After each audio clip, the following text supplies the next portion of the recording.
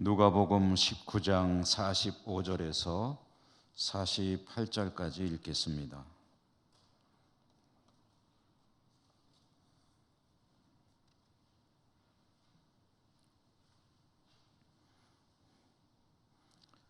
교독합니다.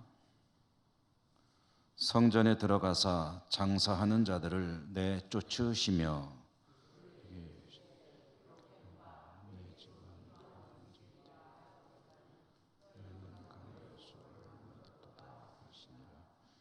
예수께서 날마다 성전에서 가르치시니 대제사장들과 서기관들과 백성의 지도자들이 그를 죽이려고 꾀하되 백성이 다 그에게 귀를 기울여 들으므로 어찌할 방도를 찾지 못하였더라.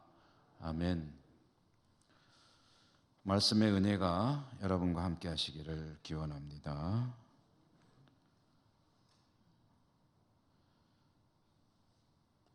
누가복음을 중심으로 복음서를 읽기 시작하고 오늘 75번째로 본문의 말씀을 읽었습니다. 지난 수요일에는 예수님께서 예루살렘 성에 입성하시는 장면의 말씀을 읽었죠. 우리가 복음서를 읽으면서 이해를 돕기 위해서 복음서의 전체 구조를 세 단계로 나누어 읽었습니다. 제1단계, 2단계, 3단계 그 기준은 주님께서 활동하시는 시간과 공간, 그러니까 시기와 장소를 중심으로 세 덩어리로 말씀을 나눌 수 있다는 거죠. 1단계는 주님께서 갈릴리를 중심으로 병자들을 고치시고 천국 복음을 전하시고 또 하나님 말씀을 가르치시고 그렇게 활발하게 활동하시던 시기, 그 다음에 그 갈릴리 지역의 사역, 이것을 제1단계라고 본다면 그 갈릴리를 떠나서 예루살렘으로 이동해가는 시기, 그리고 그 중간에 있었던 여러 가지 사건들, 그리고 그 가운데 있었던 주님의 교훈들, 이것들을 이제 모아놓은 부분을 제2단계라고 보고요. 제3단계에는 예루살렘에 들어가셔서 예루살렘에서 일을 하시고 십자가에 죽으시고 부활하시는 그 일련의 시간과 예루살렘에서 있었던 이야기들, 그것이 이제 3단계인데 지난 수요일에 읽은 장면은 이제 드디어 마지막 단계 예루살렘 성으로 들어가시는 이야기, 그리고 그 속에 들어있는 여러 가지 세세한 내용들을 우리가 함께 알아보았습니다. 이제 주님께서 예루살렘 성에 입성하시고 누가복음을 통해서 맨 처음 전해주는 일종의 사건이죠. 그 사건 이야기를 오늘 길지는 않은 말씀인데 우리가 함께 읽었습니다. 어떤 사건인가요? 소위 성전 정화 사건이라고 일컬어지는 그 일이 오늘 우리가 읽은 말씀의 내용이죠. 성전 정화 사건.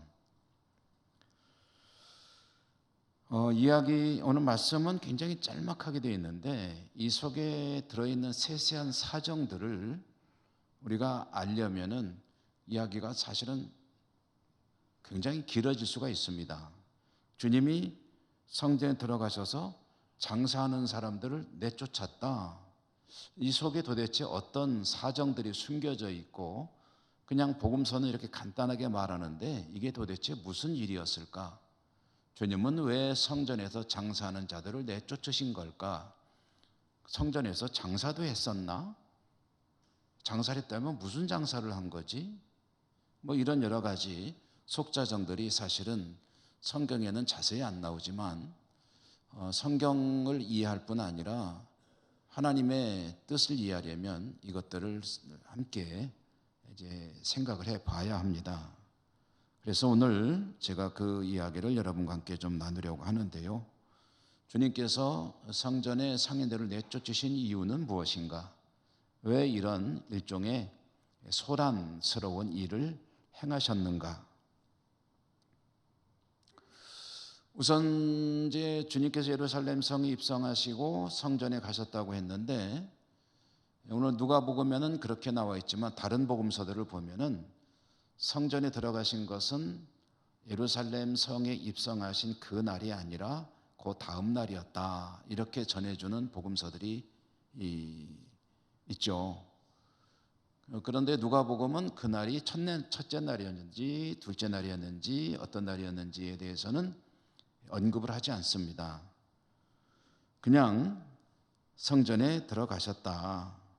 그리고 성전에 가셔서 하신 일이 뭐냐 하면은 좀 전에 말씀드린 대로, 말씀을 읽은 대로 성전에서 장사하는 사람들을 내쫓았다.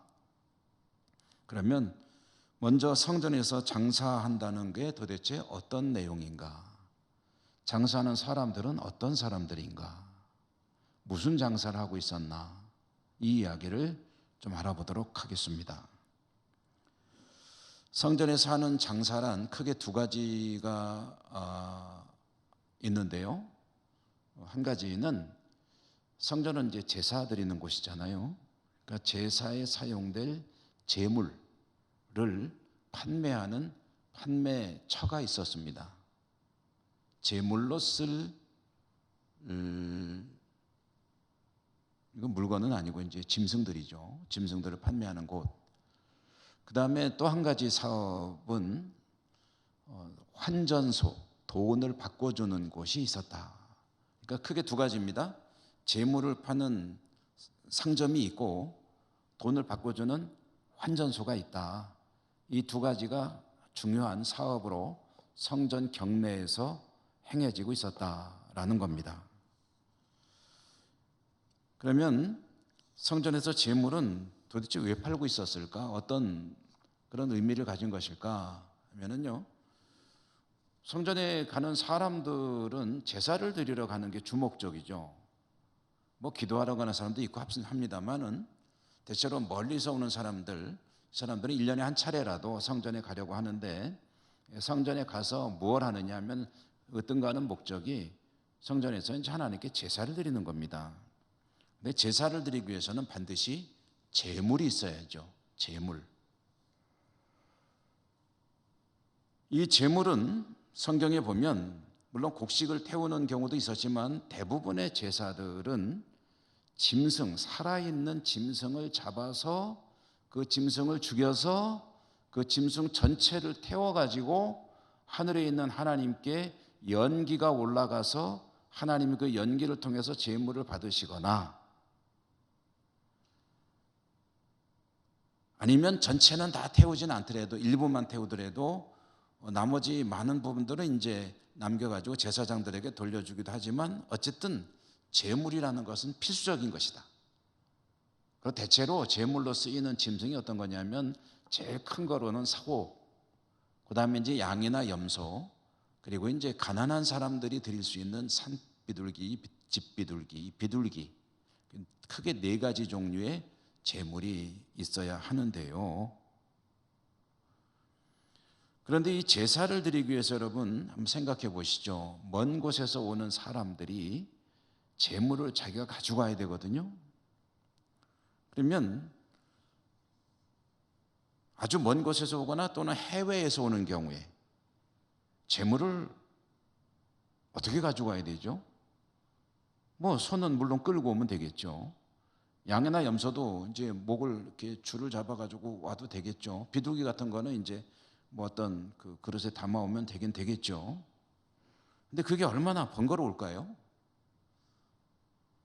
강아지 한 마리 데리고 산책을 다니려도 챙길 게 많죠. 요새 뭐 그 끙아하면은 그 집어서 담을 그릇도 있어야 되고 집게도 있어야 되고, 그다음에 목줄 꼭 매야 되고 입에다가 뭐 채워야 되고 뭐 이런 아주 챙길 게 많은데, 그 당시에는 그런 것들은 없었을지 모르지만 짐승을 데리고 몇 날을 이제 여행길을 떠난다는 것은 사실은 굉장히 번거로운 일입니다.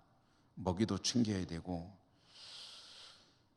요즘 같으면은 하나님께 예배 드리러 나올 때 예물을 드리기 위해서 뭐 크게 신경 쓸 필요 없죠. 헌금을 드린다면은 아주 가벼운 지폐 몇 장으로 봉투에 담아서 드리면 되고, 요즘은 더 아주 편해졌지 않습니까? 계좌 이체하면 되니까 얼마나 편합니까? 그런데 그 재물을 직접 들고 와야 되니까 끌고 오거나 참 귀찮죠. 그나마 국내에서 비교적 가까운 데서 오면 괜찮겠는데 해외에서 오는 사람들에게는 사실 불가능한 미션입니다. 그러므로 재물을 그렇게 먼 데서부터 끌고 오기보다는 성전에 와서 살 수 있으면 얼마나 편하고 좋겠습니까? 그래서 그런 사람들을 위해서 성전 경내에서 제물로 쓸 짐승들을, 동물들을 판매해주고 있었다 한 건 굉장히 고마운 거죠. 성전에는 여러 구역이 있습니다. 성전 건물이 이렇게 있고, 성전 건물도 지성소와 성소가 있고, 그 다음에 성전 그 주위로 여러 가지 이제 부속실들이 있고, 그 성전을 둘러싸고 있는 가장 좁은 그 뜰을 제사장의 뜰이라고 그러고, 그 다음에 그 제사장의 뜰 밖으로 이제 또 줄을 쳐놓은 것처럼 이제 구분되는 공간이 유대인의 뜰, 여기는 유대인 남자만 들어갑니다. 여자는 못 들어갑니다. 유대인의 뜰이 있고, 유대인의 뜰 또 밖으로는 또 무슨 뜰이 있냐면은 여인의 뜰이 있습니다. 유대인 여성들이 들어갈 수 있는 그 여성의 뜰 밖에는 또 무슨 공간이 있냐면 이방인의 뜰이 있습니다. 여기는 이방인이 들어갈 수가 있어요. 이방인들은 이방인의 뜰까지만 들어갈 수 있고, 이방인의 뜰 벽에다가는 큰 아주 크다기보다는 뚜렷하게 쓰여지는 글씨가 있습니다. 뭐라고 쓰였냐면은 들어가면 죽는다. 진짜예요. 이방인은 여기까지만 알아. 여기서 여인의 뜰, 그러니까 같은 유대인도 남자 여자가 차별이 되고, 사실은 대접받지 못하는 유대인 여성들보다도 사람 취급 못 받는데 들어가면 죽는다는 말은 거기만 쓰여져 있어요. 그러니까 유대인 여성이 유대인의 뜰, 남자들 들어가는 데 들어가면은 어떻게 되는지 잘 모르겠어요. 그런데 죽는다는 말 없어요. 죽는다는 말은 거기만 딱 기록이 되어 있습니다. 그러니까 이방인들도 들어갈 수 있는 일종의 거기까지는 허용이 돼요. 그 이방인의 뜰 한쪽에 이 점포가 있는 거예요. 그 제물을 파는 곳, 그 다음에 환전소. 자, 이곳에서 제물을 파는 것은 성전 순례객들에게는 어마어마한 편의를 제공하는 겁니다. 근데 이제 문제가 있습니다. 뭐가 문제냐면은 값이 비싸다는 거예요. 얼마나 비쌌을까요? 잘 모르겠어요. 근데 어마어마하게 비쌌다고만 알려지고 있습니다. 요즘에 뭐 송아지 한 마리 얼마나 하는지 모르겠고, 돼지 한 마리 얼마나 하는지 모르겠는데, 그래서 염소를 한 마리를 잡아서 내가 제물로 쓰겠다 하면은 염소 한 마리 얼마인지 모르시죠? 한 50만 원 하나요? 뭐 그렇다고 진짜 한 50만 원이라고, 시장 가격이 50만 원이라고 하면은 여기에서는 뭐 100만 원도 받고 부르는 게 값인 거예요. 명절이 돼가지고 수많은 사람들이 와서 제사를 드리려고 하면은 제물이 딸릴 수도 있거든요. 한 기록에 의하면은 명절에 드려진 제물의 숫자가 20만 두가 넘었다는 기록도 있어요. 20만 두. 20만 두. 별로 안 놀라시는군요. 20만 마리를 죽였다는 거예요. 어쨌든 이렇게 참 취지는 괜찮은 것 같은데, 성전에서 제물로 쓸 짐승을 사려고 하면은 어마어마한 가격을 지불해야 했고, 그것은 뒤집어 이야기하면은 성전 상인들은 엄청난 폭리를 취하고 있었다는 이야기가 되는 거죠. 그럼 그게 이제 기분이 나쁘잖아요. 야, 뭐 50만 원이면 살 건데 이 나쁜 사람들이 말이야, 그거를 100만 원을 받네, 200만 원을 받네. 나는 그런, 말하자면은 엉터리 이 상술에는 놀아나지 않겠다 하는 사람은 어떻게 하겠어요? 그럼 밖에서 들고 오는 거지 뭐. 예루살렘에 최대한 가까이 와서 거기에서 살 수 있으면은 양을 한 마리를 사거나 염소를 한 마리 사가지고 들고 가면 되잖아요. 저 같으면 그렇게 할 것 같아요. 나름대로 꾀를 내는 거죠. 그래서 이제 목줄을 매달고 하루 길만 가면 된다 생각하고 끌고 가는데 이제 이것도 문제가 있습니다. 뭐가 문제냐면 제물을 내가 직접 가지고 가서 제사장에게 이걸로 제사를 드릴 겁니다 하는데 제사장이 불합격하고 말하자면은 부정하다고 딱 판정을 내려버리는 거예요. 성전에서 사온 게 아니면 이거는 하나님께 드릴 수 없는 제물이다. 어딜 도로 가져가 라고 하면 어떻게 될까요? 그러면 모든 게 허사가 되잖아요. 그러면 어떻게 하냐면은 방법은 여러 가지 있겠지만 제일 손쉬운 방법은 그 양을 데리고 가가지고 성전 그 판매하는 곳에 가서 물물 교환을 하는 겁니다. 제가요 이걸 가지고 가는데 약간 하자가 있대요. 그래서 흠 없는 여기서 판매하는 제물로 바꿀 수 있겠습니까? 아유 가능합니다. 그럼 어떻게 하면 됩니까? 예, 웃돈을 주셔야지요. 그러면은 내가 가지고 온 양이나 염소나 비둘기나 이런 것들을 거기다 주고 제사장이 합격하는 걸 들고 받고 가는데 그때에 또 상당히 비상식적인 웃돈을 줘야 되는 거예요. 듣기만 해도 짜증나죠. 그러니까 그런데 방금 부정하다고 해서 퇴짜 맞은 그게 성전 그 상인의 손에 들어갔다 나오면은 정결한 게 되네. 참 희한한 신비로운 일이 벌어져요.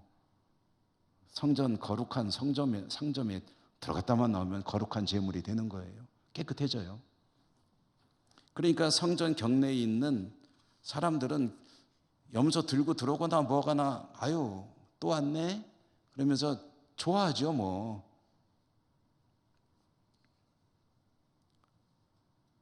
형편이 어려운 사람들을 위해서 하나님께서 만들어 놓으신 제사 제물의 종류 중에 하나가 비둘기거든요.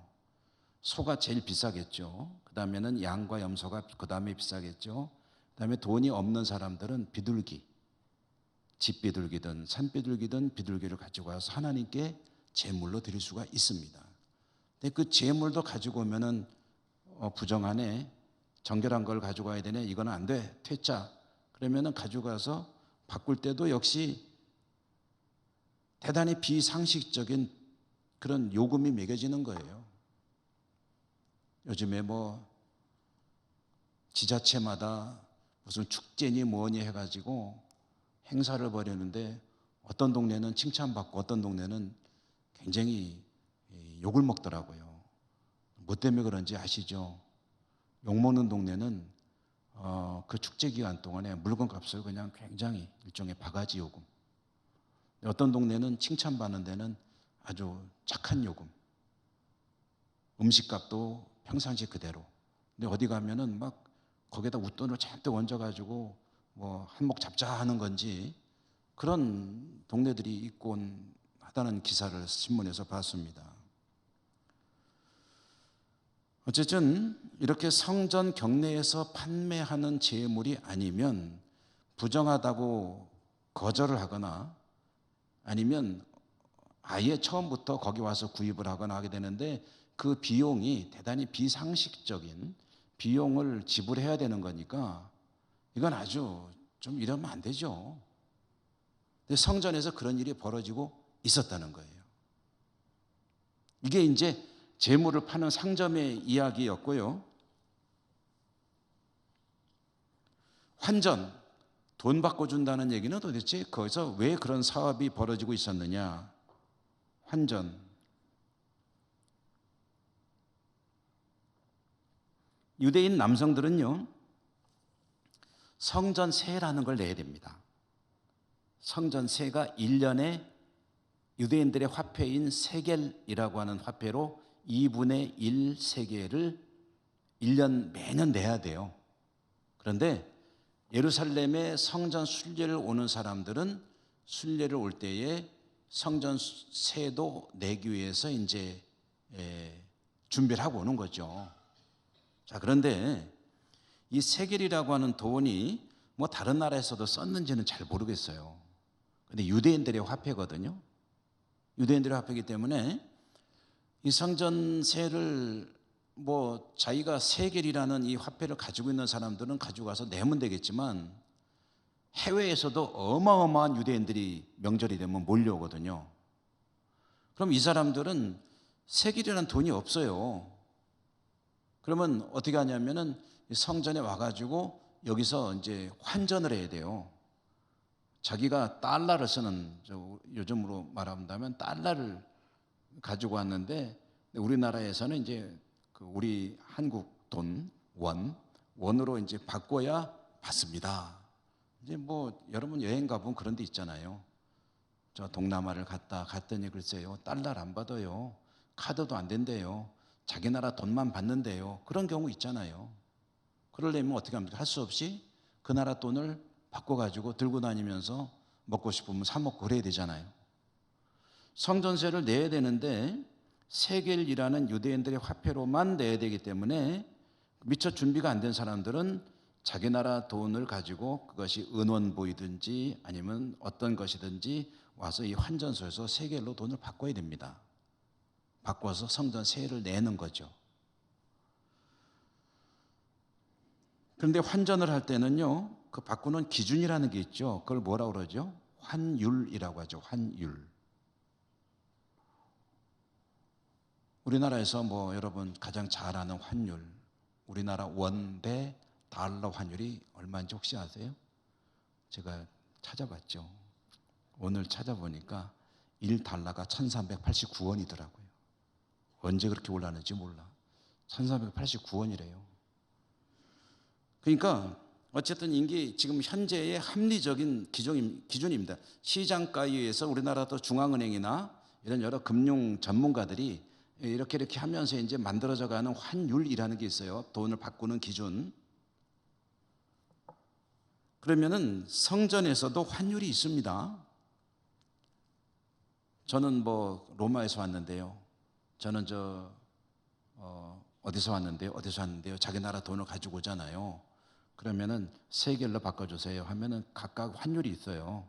그 환율이 시장 환율로 하는 게 아니라 성전에서 정한 환율로 바꿔주는데 그 환율이 상당히 비합리적이라는 거죠.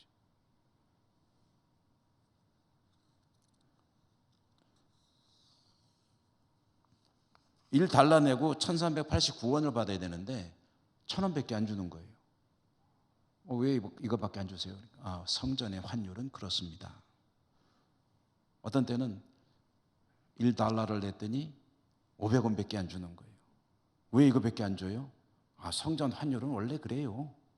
안 바꿀래요? 그럼 관두세요. 성전 세를 내야 되기 때문에 할 수 없이 울며 겨자 먹기로 바꿔야 되는 거죠. 이 제물, 제사에 하나님께 드려질 제물을 파는 것과 돈을 바꿔주는 장사를 하는 곳, 이것이 성전의 일종의 군의 매점 형식으로 이방인의 뜰 한쪽에 자리 잡고 있었는데 이 성전 매점 운영권을 누가 가지고 있느냐? 여기서 나오는 수익은 누구에게 들어가는 것이냐? 하면은 말하자면 이 상점 주인이 누구냐? 하면은 대제사장입니다. 상점을 운영하는 운영의 주체는 대제사장이에요. 그리고 귀족층들, 특히 종교 귀족인 사두개인들, 이 사람들이 상점의 주인이라고 할 수가 있습니다. 거기서 일하는 사람들은 이제 일종의 직원인 거죠. 이렇게 해서 어마어마한 돈이 대제사장과 종교 귀족들 주머니로 흘러들어갔습니다. 말하자면 이 성전의 경내에 있는 이 상점들은요, 황금알을 낳는 거위였습니다. 그 수익이 이렇게 아주 대단히 비상식적인 폭리를 취하고 부당이득을 취함으로써 얻는 그 어마어마한 수익을 누가 가지느냐 하면 대제사장이 아니에요. 국고로 돌아가는 게 아니에요.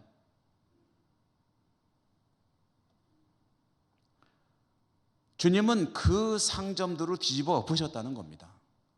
오늘 우리가 본 누가복음에는 뒤집어 엎었다는 얘기는 안 나오지만 다른 복음서에 보면은 채찍을 휘둘리셨다 그러죠. 상을 뒤집어 엎으셨다. 그리고 아주 신랄하게 책망을 하신 장면들이 전해지고 있죠. 어마어마하게 분노하시면서 말하자면 소란을 피우시는 주님의 모습, 평상시에 주님의 모습과는 잘 안 어울리죠. 이렇게 소동을 벌이시면서 주님께서 하시는 말씀이 46절의 말씀인데, 그러면 우리가 주님의 그 분노하는 감정을 좀 마음속에 담아보면서 46절 말씀을 한번 읽어보실까요? 46절이죠. 46절 한번 읽어보죠. 시작.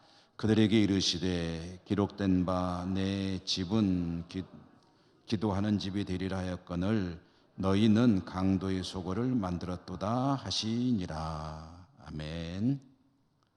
그러니까 주님께서 성전을 내 집이라고 하셨습니다. 내 집, my home. 성전은 주님의 집이죠. 아버지의 집이자 주님의 집이기도 하죠.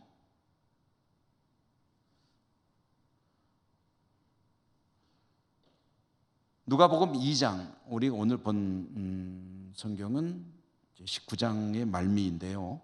누가복음 2장에 보면은 주님 이야기 중에 이런 이야기가 전해지고 있죠. 주님께서 12살 어린 나이였을 때 요셉과 마리아, 육신의 부모였죠. 요셉과 마리아가 이제 유월절을 맞이해서 예루살렘에 성전 순례를 가게 됐기 때문에 따라갔습니다. 12살. 따라갔다가 성전에서 일 다 보고 이제 그 요셉과 마리아는 나사렛에서 같이 간 사람들이 있습니다. 같이 갑니다. 무리를 이루어서 같이 돌아오는 거죠. 돌아오는데 한참 오다 보니까 이상해. 뭐가 없지 하고 보니까 아들이 없네. 잃어버릴 걸 잃어버려야지.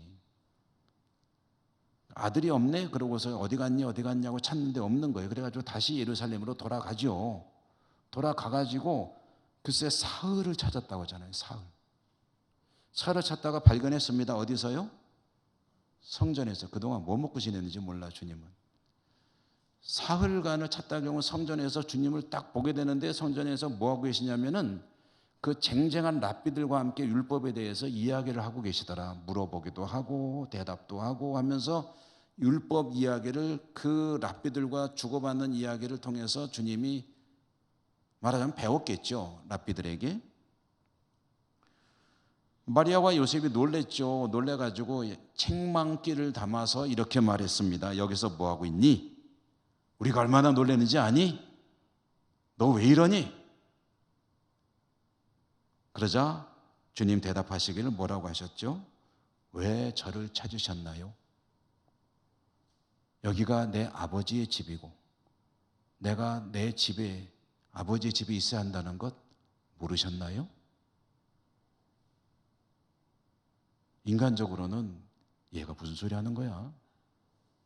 배신감도 느낄 수 있고 그럴 수 있는데 주님의 이 말을 마리아는 심각하게 들었다. 그러니까 성전에 대한 주님의 이해는 아버지의 집이고 나의 집입니다.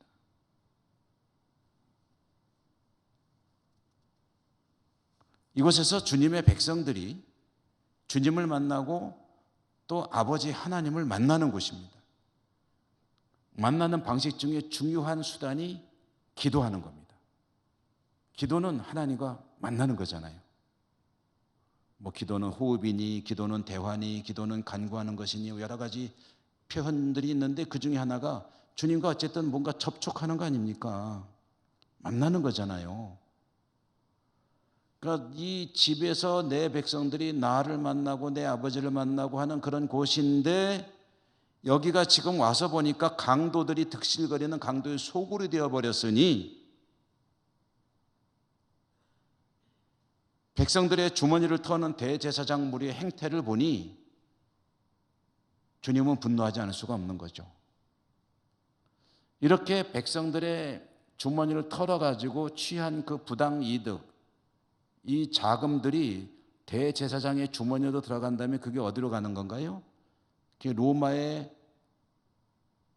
황제와 귀족들에게 주어지는 뇌물이 되고, 그렇게 해서 대제사장은, 이때만 해도 대제사장은요, 종교 지도자 절반, 정치 지도자 절반, 두 가지를 겸하는 사람입니다.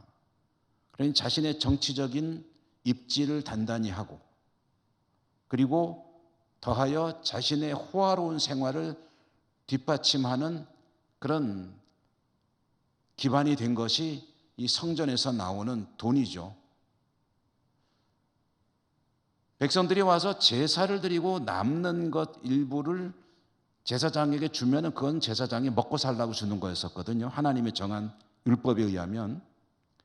그러니까 제물을 들고 와서 다 태우는 경우도 있고, 조금만 태우고 나머지는 제사장에게 주는 경우도 있고, 또 조금만 태우고 나머지는 그곳에 있는 사람들 다 같이 나눠 먹는 경우도 있고, 그런데 어쨌든 제사장의 생활은 제물을 통해서 남는 것을 하나님께 이것은 제사장에게 줘라 한 부분을 받아서 그것으로 생활을 하도록 되어 있단 말입니다. 그런데 하나님께서 전혀 명하신 적이 없는, 그나마 정말 제사 드리러 오는 사람들의 편의를 돌보기 위해서 공정하게 운영했더라면 어땠을까? 그런데 이걸 가지고 폭리를 취해가지고 그 돈으로 자신의 정치적인 목적에 사용하고, 그리고 호화로운 생활을 영위하는 그런 자금으로 삼았다. 여러분,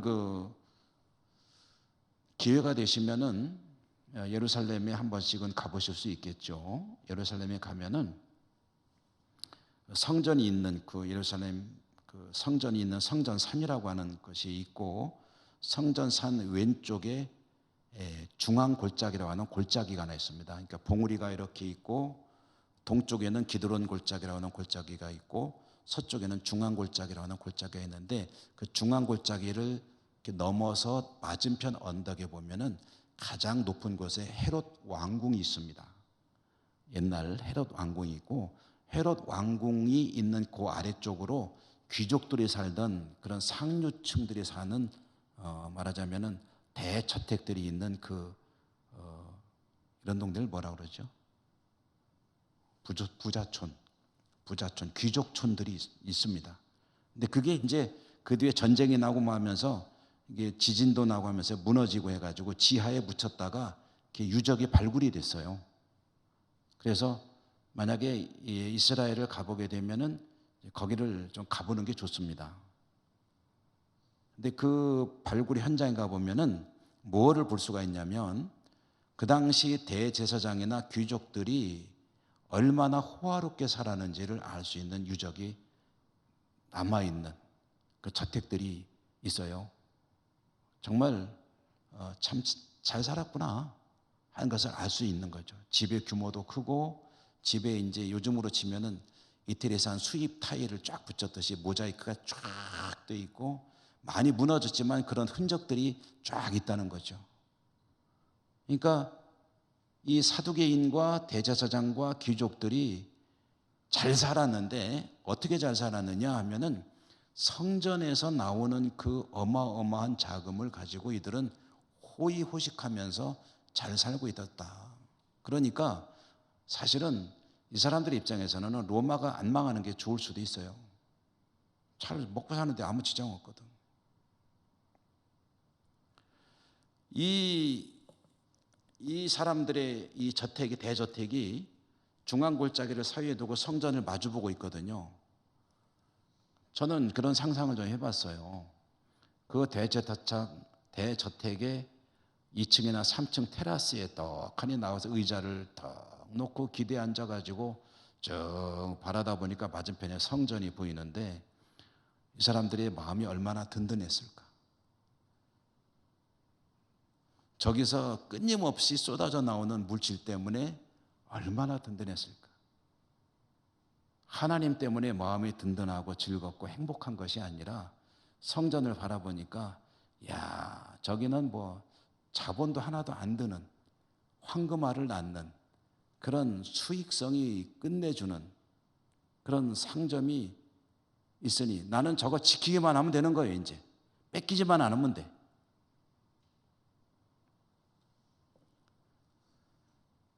그런데 그 상점을 뒤집어 엎는 자가 나타난 거예요. 막 욕하는 거예요. 강도의 소굴이니 뭐니 해가면서.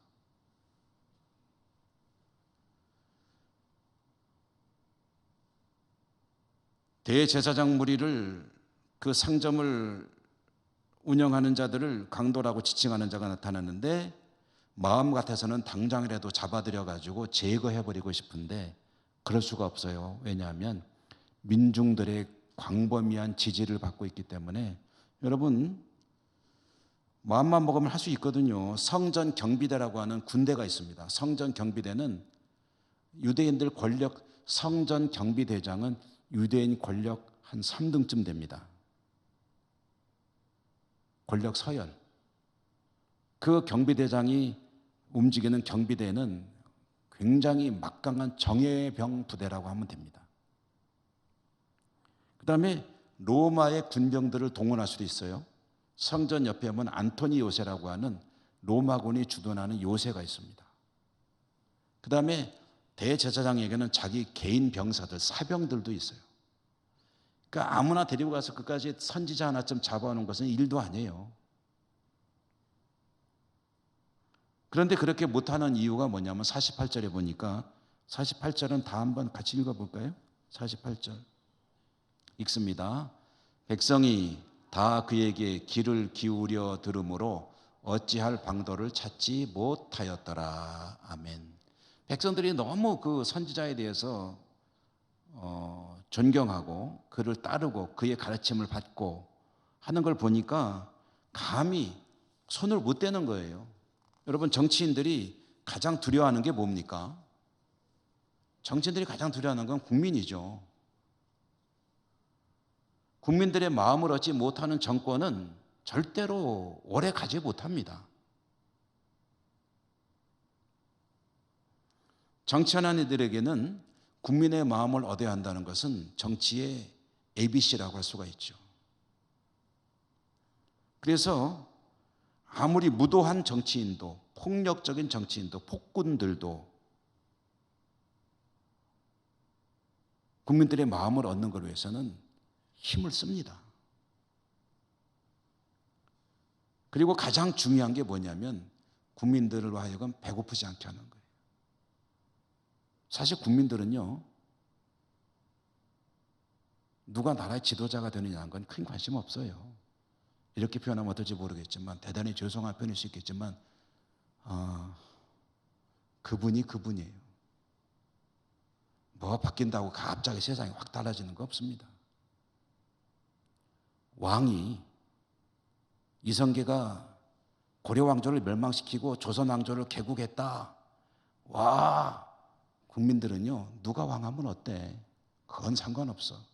우리가 평안하게 행복하게 잘 살 수 있게만 해주면 돼. 그러면 당신이 왕하시든지 우리는 다 좋아요. 이게 국민들의 마음이거든요.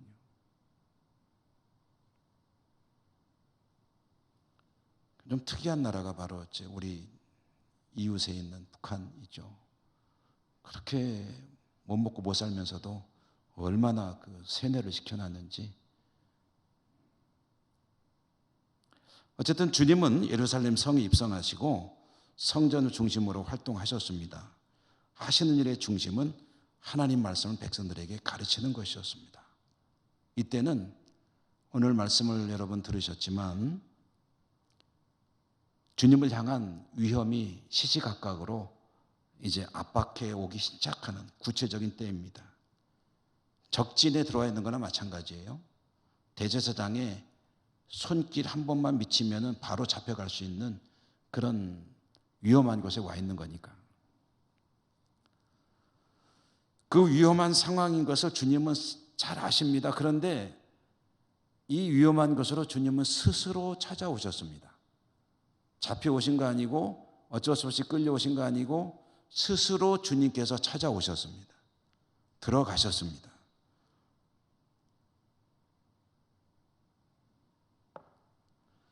그 위험한 곳에 들어가서 주님은 위험한 일에 대비하지도 않으셨습니다. 야, 지금 내가 상당히 오르긴 왔는데 이거 좀 보통 위험한 게 아니네.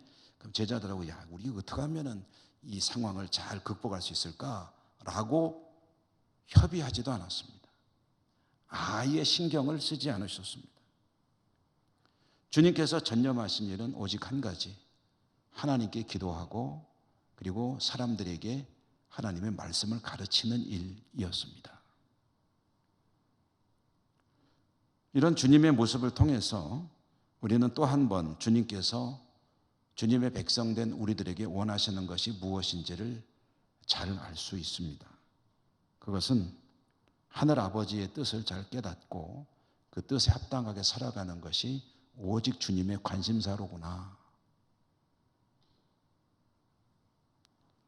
주님은 하늘 아버지의 뜻을 너무나도 잘 아시기 때문에 자신의 운명을 온전히 그 아버지의 뜻에 맡기셨습니다. 그래서 예루살렘 성에 왔고 여기서도 일을 하신 겁니다. 그렇게 하심으로 아버지의 뜻을 온전히 이루셨죠. 우리의 삶과 신앙을 통해서도 하늘 아버지의 뜻이 최대한 바르게 잘 이루어지기를 주님 이름으로 축원합니다. 은혜로우신 하나님 감사합니다. 오늘도 말씀을 주셨습니다. 이 말씀을 통해 들은 바가 우리의 신앙의 근간이 되고 하나님 앞에 살아가는 모습의 뼈대가 될 수 있도록 축복하시고 인도하여 주옵소서. 예수님 이름으로 감사하고 기도드립니다. 아멘.